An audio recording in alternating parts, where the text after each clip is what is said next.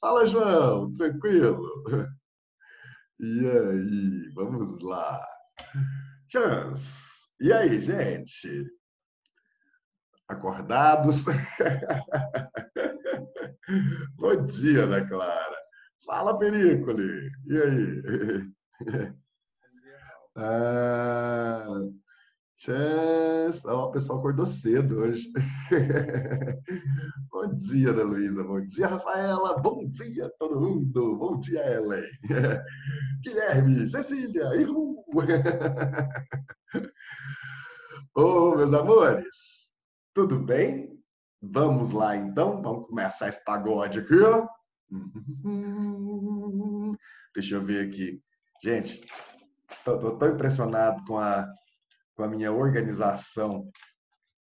Agora, sim, eu faço programação de cada passo da aula. É para não ficar doido, na verdade, né? Porque tem tanta coisa.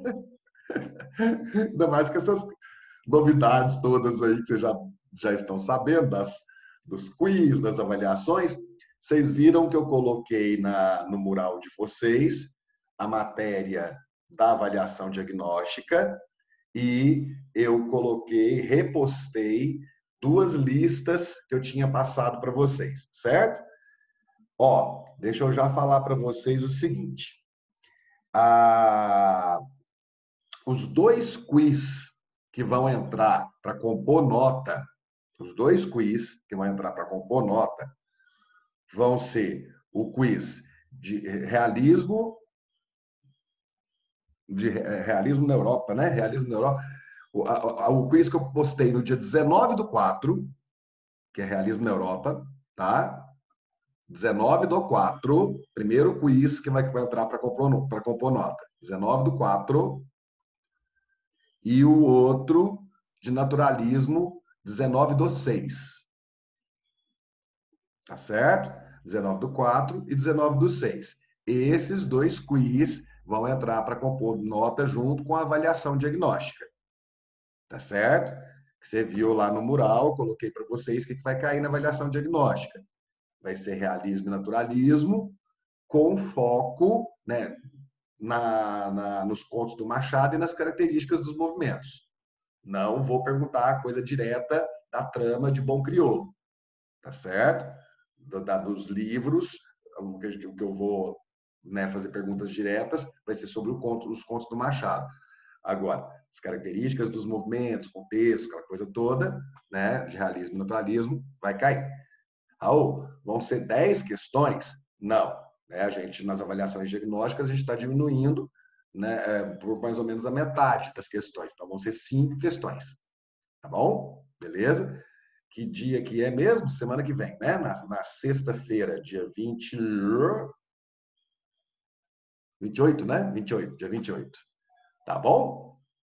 Alguma dúvida sobre isso?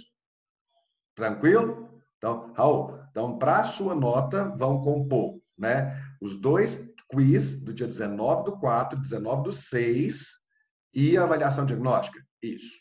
Para a minha nota de segundo bimestre. Tá certo? Beleza? Terceiro bimestre já vai ser normal, né? Com os horários de prova normal aí que acho que vocês já até receberam, já ou vão receber por agora. Então tá. Chance. Bom, ao longo dessa semana, o Vinícius e o Lagos me mandaram os nomes de vocês, né, para a gente trabalhar com os grupos e tudo mais. Não foi todo mundo que mandou, mas eu também não vou ficar indo atrás disso, não, gente. Isso, né, esse lance dessa, dessa dinâmica é assim, é maravilhoso, é incrível, é super bacana, é super motivador, né? O pessoal se pergunta, oh, qual que é o objetivo dessa dinâmica? A pergunta que não quer calar qual não é o objetivo? Na verdade, seria mais essa pergunta, qual não é o objetivo? Porque eu sempre vejo escola como um lugar em que você se sente motivado a aprender. E dentro dessa perspectiva de motivar a aprender, essa dinâmica de deixar a criança, o adolescente, o jovem curioso, né? Dentro dessa perspectiva que eu tenho de educação, é basicamente a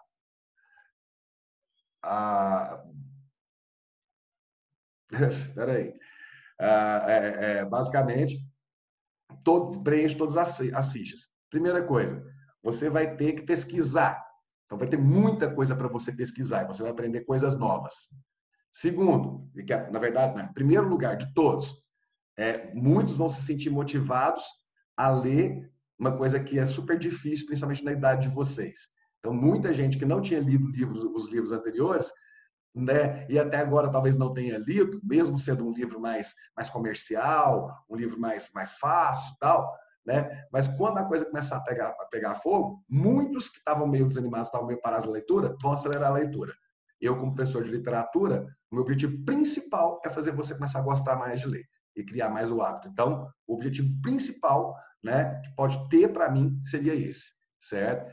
Agora, no meio do caminho, você vai pesquisar coisas, você vai usar seu raciocínio, você vai ter que trabalhar em grupo, você vai ter que raciocinar de forma lógica, porque você vai ter que montar praticamente um quebra-cabeça.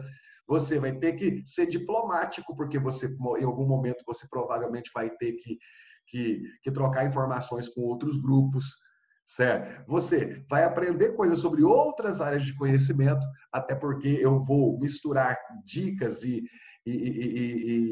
charadas e enigmas que têm a ver com outras áreas, que vão ser outros professores que vão passar para vocês, certo? Ou seja, se tiver as caixinhas aqui, ó, educação, educação, motivação, educação, motivação, clique em todas, tá certo? É porque às vezes o pessoal não entende muito, né? Nossa, realmente, se fosse uma coisa inútil, gente, eu passaria assim horas, horas, horas, horas, horas, horas, horas, horas e horas elaborando isso mesmo, né? E assim, é uma coisa que toda vez, todo ano, sim, isso é já, né, toda vez vem aquela questão de sempre ter aqueles alunos que falam assim, nossa, aprendi a gostar de ler com esse negócio, com esse livro, ou com aquela dinâmica. Ou então aluno de muitos anos atrás chega, eu nunca esqueci aquele negócio. Então, quer dizer, né? Às vezes a gente fica meio naquela visão muito restrita do que é educação e esquece que educação pode ser uma coisa bacana. Então, tá aí o porquê que, dos objetivos dessa dinâmica. Então, quem por acaso ainda não tiver mandado os dados, né, as informações ou a formação do grupo para o Lagos e para o Vinícius, faça hoje. Hoje, tá bom? Hoje, não pode passar de hoje, tá certo? O Matheus falando que costuma ler pouco e gostou muito de ler o livro. Aí, primeiro objetivo cumprido. Matheus, realismo na Europa, do dia 19/4, talvez seja mais fácil você achar pela data, né? 19/4, tá certo? Vai estar lá, quiz, realismo, certo? E o outro é do 19/6, que é o quiz de naturalismo. Beleza? 19/4 e 19/6. Pronto? Então, tá. Só que eu não vou falar de como é que vai ser a dinâmica hoje, né? Eu vou falar amanhã. Hoje nós vamos terminar o simbolismo, tá certo? Bom, deixa eu ver. Matéria da avaliação diagnóstica. Beleza. Meninos, na semana passada, eu estava mostrando para vocês as diferenças que existem entre o parnasianismo e o simbolismo, que chega exatamente negando aquela ultra preocupação com a forma, aquela ultra preocupação com a técnica parnasiana. Aí eu mostrei para vocês, tinha mostrado já que o parnasianismo brasileiro tinha uma pegada um pouco diferente, né? Mostrei para vocês o poema As Pombas, né? Das pombas, comparando as pombas com a nossa vida, com o tempo passando, né? E a ideia de a gente na infância, né? E as pombas abrindo as suas asas e voando dos pombais. E aí chega na adolescência, os nossos sonhos abrem as asas. Só que chega um determinado momento da vida em que vem a fria nortada, né? O vento do norte. Esse vento do norte é uma metáfora para todas as coisas difíceis, para todos os obstáculos, para todas as decepções, para todas as frustrações, certo? E só que, né, com as pombas, quando acontece isso, elas podem voltar para os pombais no fim da tarde, certo? Só que os sonhos, quando eles desabrocham dos nossos corações na adolescência, né, e vem as dificuldades, as frustrações, esses sonhos que voam, eles não voltam mais para os nossos corações, como as pombas voltam dos pombais, né? Aqui você tem uma poesia muito menos árida do que vaso chinês, por exemplo, ou vaso grego, certo? Perceba que não existe, gente, mesmo assim, um eu lírico derramando de sofrimento de amor. É uma coisa mais universal, talvez até um pouco filosófica, existencial, tá? É o máximo de sentimentalismo que os parnasianos vão chegar, certo? Não vai ter sofrimento de amor e querer morrer naquela estátua de mármore que é a mulher amada, não. Isso aí é coisa de romântico, tá certo? Mas, como eu disse, os parnasianos chegam um pouco mais próximos dessa veia um pouco mais emotiva no Brasil. E esse é o segredo do sucesso dos parnasianos brasileiros. Aí nós chegamos a falar da Francisca Júlia, né? Uma mulher que a seu tempo foi reconhecida e que desapareceu da maioria dos livros didáticos, certo? Injustamente, porque é uma excelente escritora, uma excelente poetisa, uma mulher que foi muito importante. E a Francisca Júlia, uma das características importantes dela, gente, é que a literatura dela, a poesia dela, ela é meio que uma mistura de parnasianismo com simbolismo. E aí eu mostrei para vocês o poema Ângelus, né? Que falava do fim de tarde, a hora das orações, e aquelas imagens super distantes, né? Desmaiadas, porque eu disse para vocês que o simbolismo é o quê? Névoa.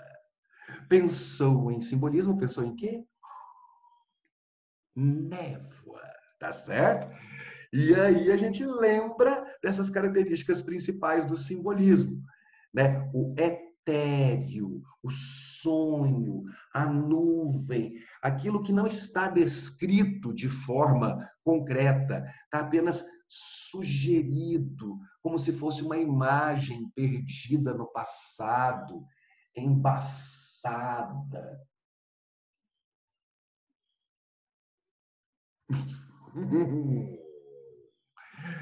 Névoa, tá certo? Então, cariotecas, observem, olha só. Nós temos um simbolismo que vai bater de frente com, aqui está o parnasianismo, aqui chega o simbolismo, né? O parnasianismo todo forma, todo arte pela arte, tal, não sei o quê. Esse aqui chega aqui e fala, sai. Esse aqui não sai direito, mas o simbolismo vai chegar aqui e fala aqui. Vem cá, o romantismo, aí vai buscar o romantismo que estava aqui, ó. Ei, vamos ficar aqui de novo. Ei.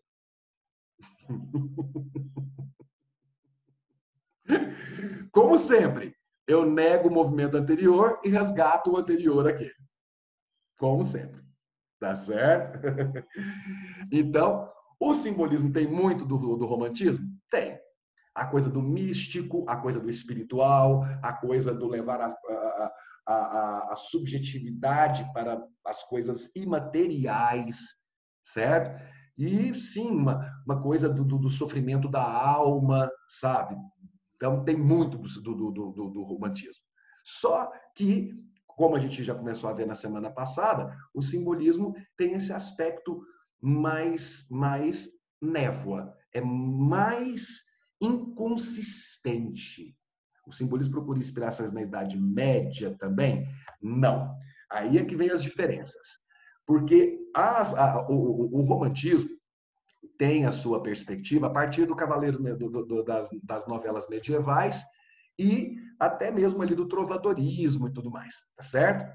Agora, no romantismo, no simbolismo, nós vamos ter uma pegada, porque o grande lance de resgatar o romantismo para os simbolistas era a ideia de resgatar o sentimento na poesia. O que os simbolistas pensam?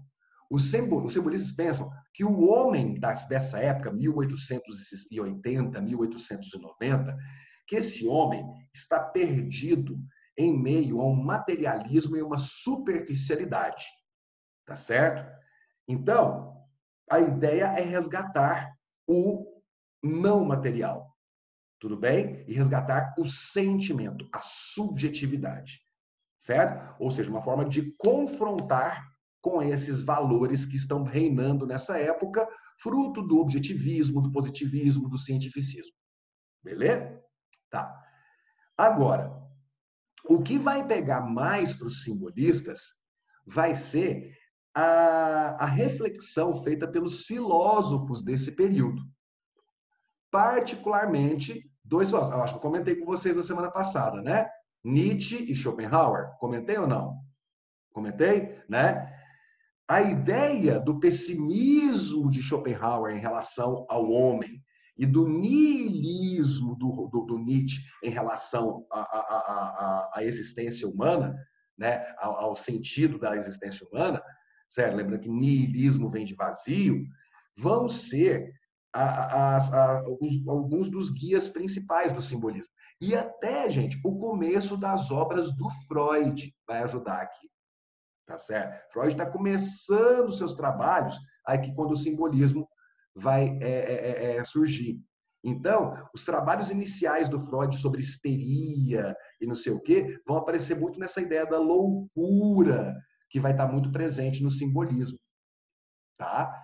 Então, é mais o que está acontecendo em termos de ciência e filosofia no final do século XIX, questionando aquele mundo positivista, cientificista, do que propriamente Idade Média. Mas, para confrontar com esse materialismo superficialista, capitalista, do positivismo capitalista, cientificista, eles vão resgatar essa subjetividade, esse sentimento, porque eles acreditam que só existe poesia dentro dessa perspectiva. Tudo bem? Tranquilo? Então, vamos lá. Agora, as influências, gente, sempre vão aparecer. Você vai ter, né, imagens, vai ter imagens que lembram coisas gregas no simbolismo. Certo? Mas não é uma referência, digamos, determinante, como é para o parnasianismo. Tá bom? Então, vamos lá. Aí, gente, eu tenho uma coisa que eu sempre gosto de fazer, que é para ilustrar como que funciona essa questão da atmosfera do simbolismo. Eu tinha ficado de falar para vocês,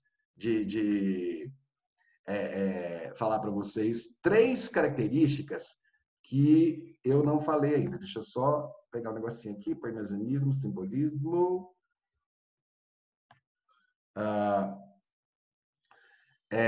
Que era a assonância, a aliteração e a sinestesia. Gente, peraí que o negócio está dando pau aqui. O que é? Faz isso não, neném. Tá aqui. Achei. Aí. Então, vamos lembrar aqui, ó.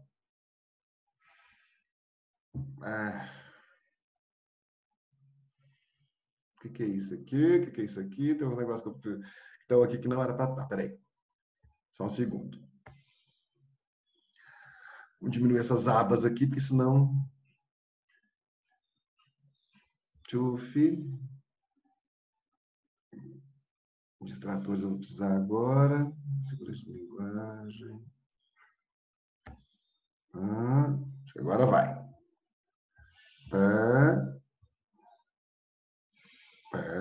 Agora vai. Vai ou não vai? Vai. Foi. Aqui, ó. Chance. Tá. Opa, vem cá. Aqui, o simbolismo, né? Aí eu falei para vocês que na França começa na década de 1880, no Brasil a partir da década de 1890, com 2 nomes que são esses principais aqui, Cruz e Souza e Alfonso de Guimarães. Então, resgate do romantismo, a subjetividade, né? O eu lírico muito presente, os sentimentos do eu lírico, certo? A musicalidade, gente, os poemas do simbolismo, eles têm muito ritmo, eles têm muita cadência, né? Dependendo, se for uma pessoa que sabe declamar, vai parecer, né, que você está quase que compondo uma melodia ali. Os estados da alma, tudo aquilo que não está, gente, no real, no objetivo, a loucura, o sonho, o passado, essas coisas todas. E aquela coisa que eu falei para vocês, parece que não descreve as coisas direito, né? Parece que é tudo mais assim, mais enevoado. Sim, sim, eu tô lembrando. Ah, é tudo mais enevoado. Tudo mais o quê? Névoa. E aí tem essa assonância, a literação e a sinestesia. Gente, alguém se lembra, se souber, se lembrar, porque vocês ano passado estudaram isso com a Iane, né? Figuras de linguagem. Quem se lembra o que é assonância? Quem lembrar, coloca aí no chat. Quem se lembra o que é assonância? Característica de muitos poemas. Assonância e aliteração, né, costuma acontecer, inclusive, nos mesmos poemas, muitas vezes. Alguém se lembra? Assonância ou aliteração? E se lembrar de um dos dois, está valendo. Coloca aí. Assonância é quando fica repetindo Conscienciação mesmo de o tipo de som. musicalidade. Mais ou menos. É mais específico. É mais específico. A literação repete as consoantes. A assonância repete as vogais. Exatamente. Alguém falou alguma coisa? Foi você que falou, Perículo, mas eu não deu para ouvir, não. Não, eu só tinha falado que era repetindo mesmo o tipo de som Aham. constantemente. É, a assonância é a repetição de sons de vogal, tá? Sons de vogal, sons vocálicos. E a aliteração, a repetição de sons de consoante. Alguns dos exemplos mais tradicionais de aliteração estão no simbolismo. Inclusive um deles que você vai lembrar provavelmente, porque ano passado, se não me engano, a Iane ela falou para mim assim, fala, Raul, a matéria de literatura do primeiro ano é muito pior do que a matéria de literatura do segundo ano. Você pega o filé da literatura, você pega realismo e romantismo, e ainda pega vanguardas. Então, você, por favor, quando eu pegar algum texto que for lá do simbolismo, alguma coisa, não briga comigo, não. Ela vive pegando texto que é da minha matéria e botando no primeiro ano. Aí eu falo, mas aí eu entendo, realmente, essa parte é mais interessante do que trovadorismo, por exemplo. Eu, pelo menos, acho. Aí, eu acho que ela já falou de violões que choram ano passado. Alguém falou de violões que choram para vocês? Daqui a pouco talvez você reconheça. Ou mesmo de Ismalha. Tá, vamos ver, né? Vai lá. Ok, são ambos Ismael, ela já poemas falou, eu célebres acho. do simbolismo, tá certo? Então, a assonância é a repetição de sons de vogal. Para que serve isso, Raul? Dar cadência, ritmo, marcação sonora para o poema. Raul, isso acontece só no simbolismo? Não, não, de jeito nenhum. Então, isso acontece, por exemplo, na música pop. Como assim, Raul? Vai, nas letras que a gente ouve aí de músicas. Quer ver uma música que vai usar muito? O que eu tirei aqui, gente? Espera aí só um segundo. Opa. Tchufi. Aqui. Né? Tem uma música que todo mundo aqui conhece e que é um exemplo excelente de assonância, de repetição de sons de vogal para dar marcação e ritmo ao texto. A minha alma, do Rapa. A minha alma tá armada e apontada para a cara do sossego. Eu tinha dado esse exemplo semana passada já ou não? Não? Certo. Então lá. A minha alma tá armada e apontada para a cara. Né? Olha, a marcação sonora a partir da repetição da vogal. Tá certo? Assonância. Oi, Roberto, bom dia. Tudo bem? Acordou? Acordou, banando o rabo e olhando para mim com uma orelha assim e a outra orelha assim. Tipo, bora descer, papai, quer fazer xixi. É isso? Peraí, daqui a pouco. E a literação, gente, a literação, que é exatamente o som de vogal, desculpa, de consoantes, a repetição do som de consoantes com o mesmo intuito, dar ritmo, né, dar musicalidade, dar marcação, cadência para o poema, tá bom? Esse é o exemplo de violões que choram, que está aí na sua tela, né, que eu vou mostrar para vocês daqui a pouco. A sinestesia, gente, é uma outra coisa bastante interessante também. A sinestesia, ela acontece misturando as sensações, misturando os sentidos. Com que intenção? Com a intenção de tornar o texto mais expressivo.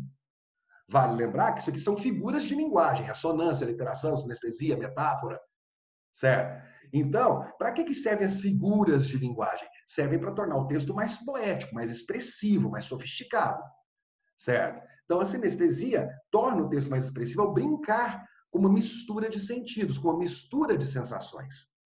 Tem um exemplo que eu gosto muito de dar, que é o exemplo de um poeminha desse tamanhozinho assim do Carlos Drummond de Andrade. Olha que barato esse negócio, olha que legal. Caiu o lenço. Pelo barulho, deve ser azul.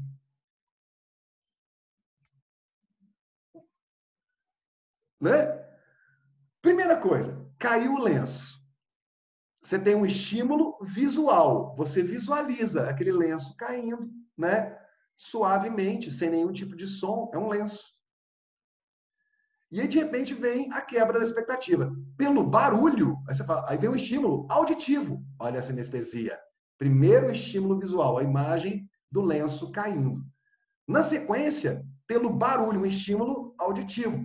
E estranho, porque você não imagina um lenço caindo e fazendo barulho. Pelo barulho, deve ser azul. Voltou o estímulo visual, a cor. E aí, você fala, ai, Raul, mas quê? E faz totalmente sentido. Porque o que aconteceu com o lenço quando ele caiu? Ele fez barulho? Não, claro que não. Então ele deve ser azul. Por quê? Porque a queda do lenço é tão suave que ele só pode ter uma cor muito etérea, muito aérea, como a própria cor azul, que é a cor do céu. Então, já que ele não fez barulho nenhum, é porque esse lenço deve ser azul. E aí eu misturo o auditivo do barulho com o azul, né, da imagem do lenço e o visual, né, com a ideia do lenço caindo e da cor azul. Sinestesia. E olha que efeito bonito que dá. Tá certo? Agora, de onde vem tudo isso, meninos? Eis a questão. Vem lá da França, né? Na figura desses dois personagens aqui, que eu vou passar para vocês rapidamente. Eu tinha esquecido de separar o trailer. Um filme de 97, né, do mesmo ano que foi lançado Titanic, e que Eclipse. Como é que chama o filme? Eclipse de uma Paixão? Trailer. Deixa eu ver aqui. Eu não sei se tem ele legendado. Deixa eu ver aqui.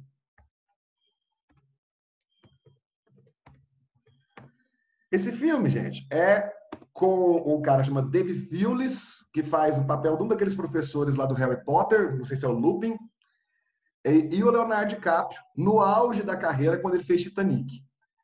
E o filme é muito ousado, inclusive. Tem umas cenas de sexo, inclusive, pesadas entre os dois homens, né? Porque é a história do Verlaine, poeta simbolista, e do Rimbaud, o poeta simbolista. Raul, eles tinham um caso? Eles tinham um caso, certo? Não vai, não tô achando, não tô achando.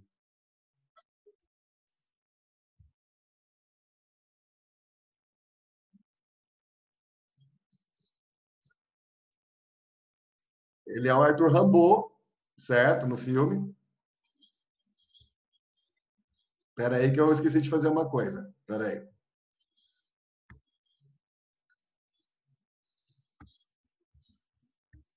The only thing she can give you is.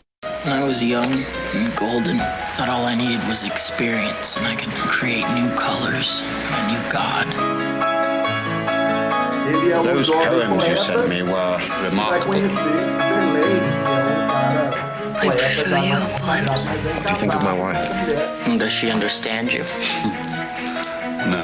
Then the only thing she can give you is sex. E ela está grávida do primeiro filho do Verlaine, e o Verlaine, que é esse aí, vai chamar, né, depois de ver uns escritos, né, que um amigo do Verlaine manda para o Verlaine em Paris, né, os escritos de um jovem de 16 anos chamado Arthur Rimbaud, de 15 para 16 anos, chamado Arthur Rimbaud, que morava no interior. E o Verlaine fica muito impressionado com os textos do Rimbaud e convida o Rimbaud a ir para a cidade, né, para Paris, para ele ser apresentado às pessoas das artes, da poesia e tudo mais, né? E o Rimbaud é um adolescente, só que é um menino que tem assim uma cabeça fora desse planeta, certo? As coisas que ele quer viver, que ele quer experimentar, o trato que ele tem com a palavra, indicavam uma pessoa realmente completamente fora da curva. E isso vai fascinar o Verlaine, certo? Aí vou deixar o trailer rolando aqui, depois eu termino de contar.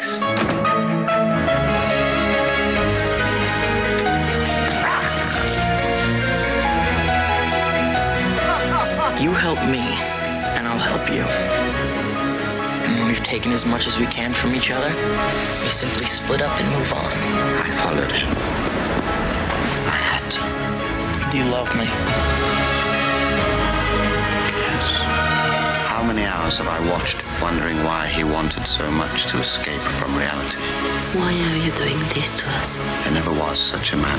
Don't worry, you can have him back quite soon. Did he perhaps know secrets to change life?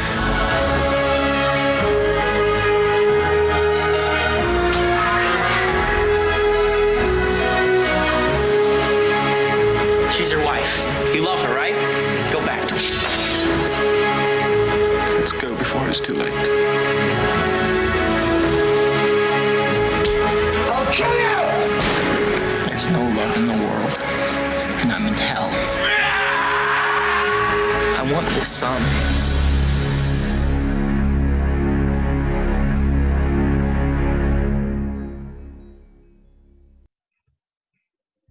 Bom, meninos, aí ela termina em 5 minutos, que ridículo. Vai lá. Eles tiveram um caso de amor e ódio que durou anos, certo?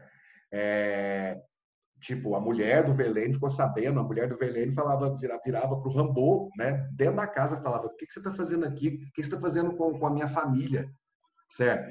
E o Rimbaud, ele falava, né, coisas do livro. Agora ele falou ali para ela, né, não se preocupe, em breve você vai ter seu marido de volta.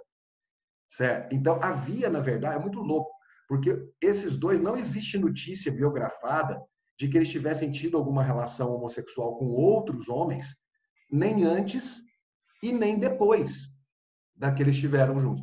Era como se fosse uma confluência de mentes, de admiração intelectual, que acabou se transformando em algo físico e em algo obsessivo. Tanto que o Verlaine deu um tiro no Rimbaud, que pegou de raspão, mas isso foi, depois de muitas brigas, depois de muita coisa, foi o que os afastou de vez.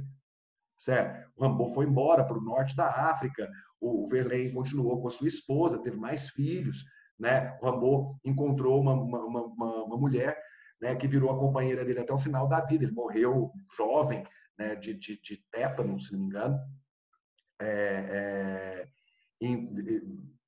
E aí, quer dizer, não foi de teto ou tifo? Eu sei que ele teve que amputar as 2 pernas por conta disso que aconteceu com ele.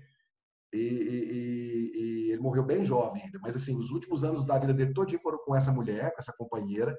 Então, é muito louco. É como se, assim, num momento da vida você encontra uma pessoa que você acha que é meio que só uma gêmea, só que, ao mesmo tempo, é a pessoa que destrói o seu emocional completamente. Certo? E aí é esse caminho aí que vai colocar Verlaine e Rimbaud um na frente do outro aí. Tá certo? E, gente, reza a lenda, né? E eu amo essa história, que basicamente acontece o seguinte, e eu acho que isso resume muito o simbolismo, pela atmosfera criada por isso aqui que eu vou falar agora. Estaria Rimbaud e Verlaine em uma das tavernas, que eles bebiam todas, né? Aquela coisa toda. Nessa época o pessoal tomava muito vinho e já estava na época de começar a tomar muito absinto também. E o absinto, gente, não era esse absinto de baladinha de Playboy das 6 hoje não, tá, gente? Era um absinto quase 100%, que você realmente via a fadinha verde de verdade. Você conversava com a fadinha verde, né? Aquelas coisas, tá certo? O pessoal ficava maluco com o absinto. E assim, as pessoas encontravam nas tavernas, né? Como você sabe, a gente leu A Noite na Taverna. E reza a lenda que um dia estava lá vários poetas, músicos e etc. E apareceu um cara chamado Claude Debussy, que era conhecido do círculo de Paris ali, da turma dessa época. Eu sinto que dá para usar como combustível de carro. É por aí, né? É tão alcoólico que deve ser melhor do que a nossa gasolina. E aí o Debussy, né, eles tudo bêbado já, tal, não sei o quê, o Debussy quis mostrar para os amigos, né, para o Verlaine, para todo mundo, uma composição que ele tinha feito, certo? Uma composição que ele tinha feito. Essa composição se chamava Clair de Lune, ou Luz do Luar. E aí ele começa a tocar no piano da taverna, e todo mundo faz silêncio, e o Verlaine fica tão inspirado pela beleza daquela música, pela suavidade daquela música, que ele pede uma pena, uma caneta tinteiro, e começa a escrever, enquanto ele ouve a música. A música é essa aqui, eu tenho certeza que muitos já ouviram. Clair de Lune. E eu vou fazer o seguinte, enquanto está tocando a música, eu vou fazer a declamação do poema do Verlaine, Clair de Lune, que ele estava fazendo ao mesmo tempo ali, enquanto ele ouvia, inspirado por essa música.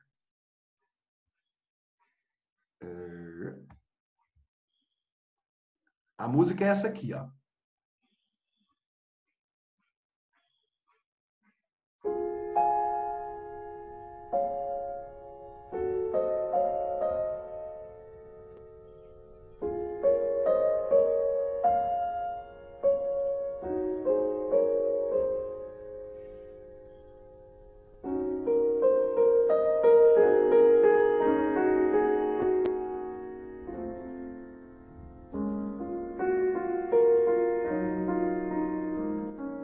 E o poema do Verlaine vai assim.